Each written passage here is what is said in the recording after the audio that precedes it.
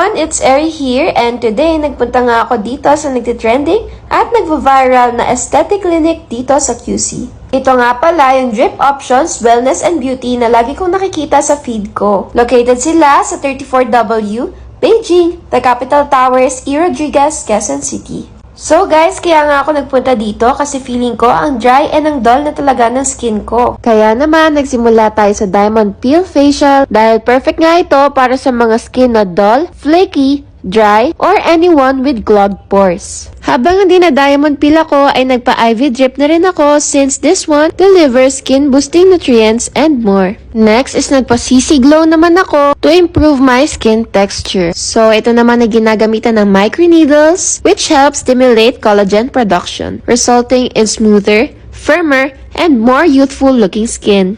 Next is they put me under PDT light therapy para daw mas ma-absorb pa ng skin ko yung mga serum.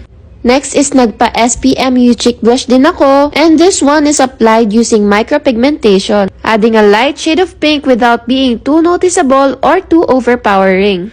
At ito na nga yung result, bumalik na yung glow sa face ko. So that's it guys, visit na kayo sa nearest Drip Options branch na pinakamalapit sa inyo. Thanks for watching, see you on my next one.